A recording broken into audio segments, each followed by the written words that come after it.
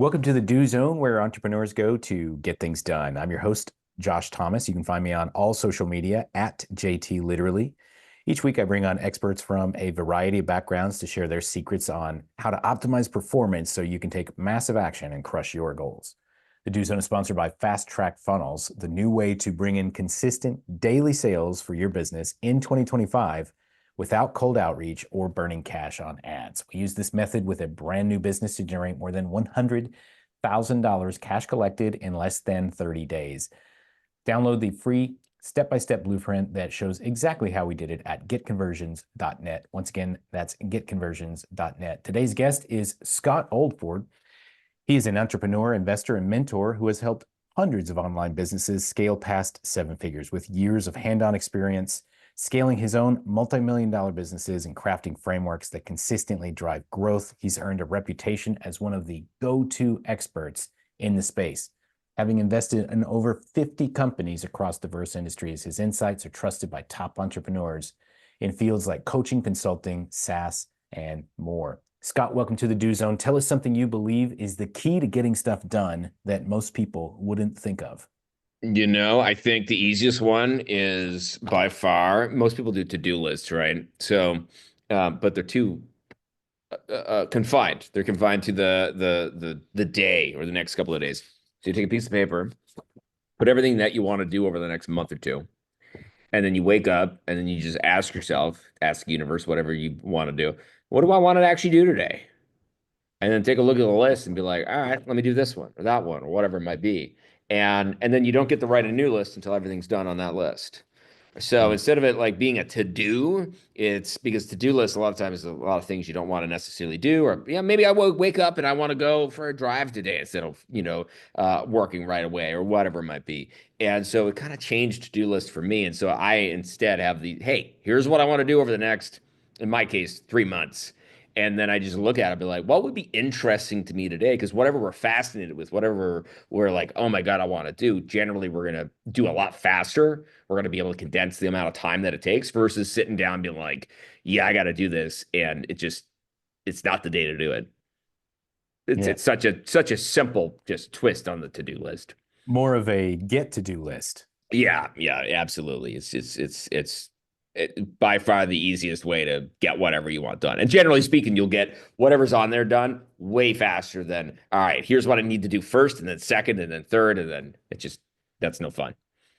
Yeah, what it also does is it helps you really think about what goes on that list and what doesn't.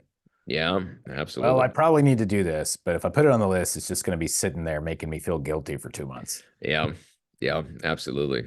Absolutely. Done that before.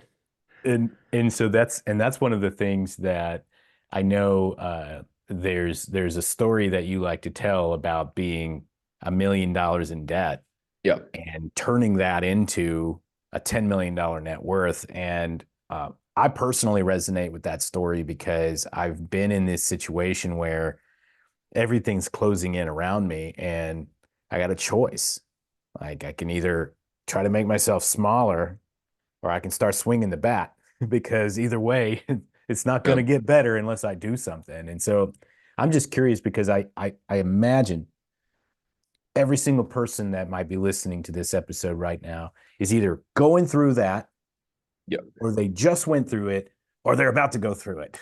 And Yeah. so talk to us about this desperation, this feeling that happens when your resources are getting drained away and how does that really spark innovation? Like what do we do to get out of the corner?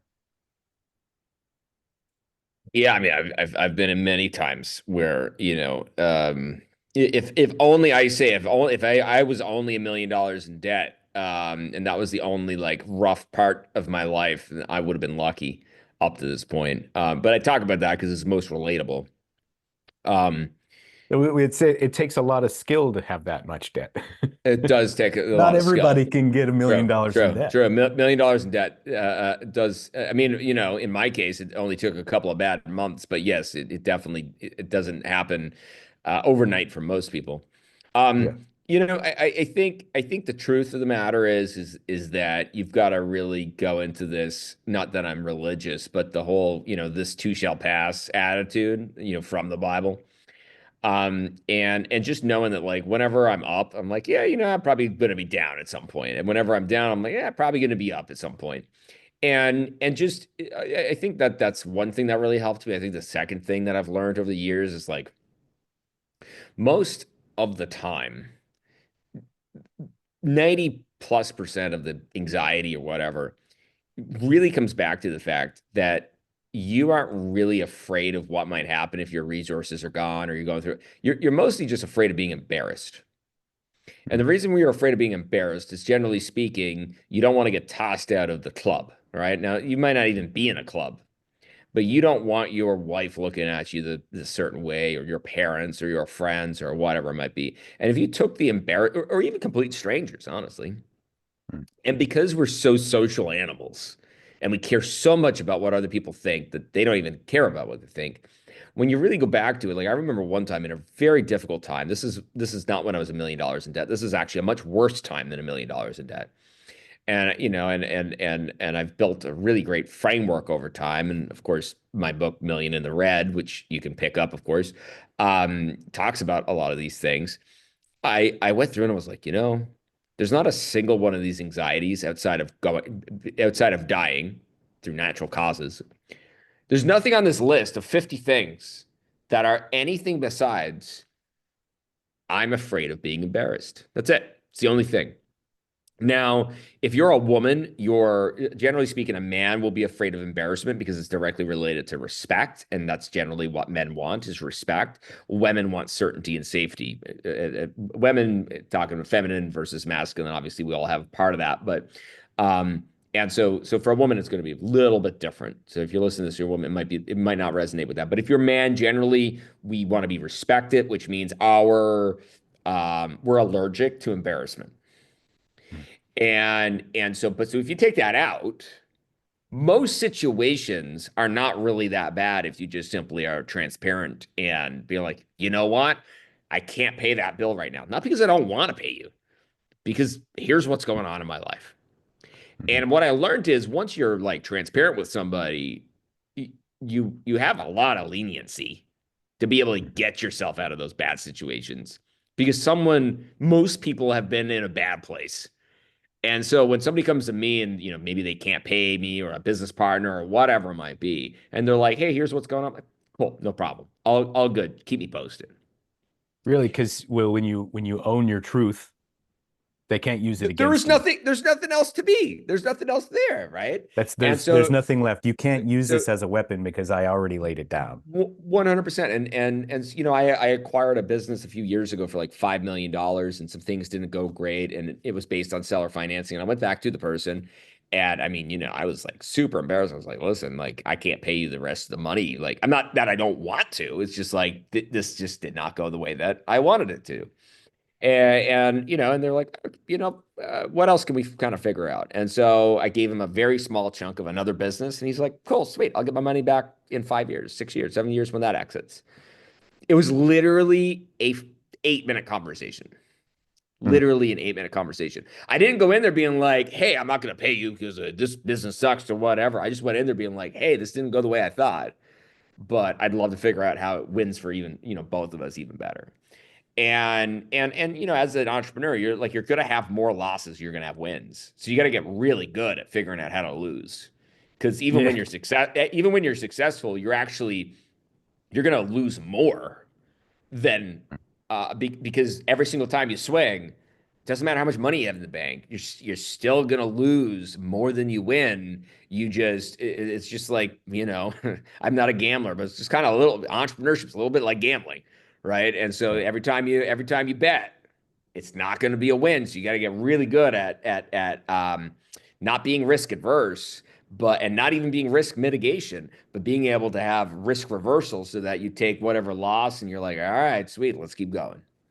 Yeah. I really resonate with the idea of if you live in the truth, then the embarrassment is not possible. I had a business that I started and it blew up immediately. Like cash was coming in. People were like, here, take my money, give me that thing you were promising me. I'm like, okay, cool. and I was relying on a vendor and a partner to deliver that. And he really laid a turd on the delivery part of it. I'll own it. I went and sold his promises, and now I've got like 60 angry people who've paid me thousands of dollars, and they're Yep. coming to me like a little bit at a time, like, "Hey man, where's the thing?" And so I just told them the truth. That's Yep. like, well, Yep. I thought Yep. that I could do this.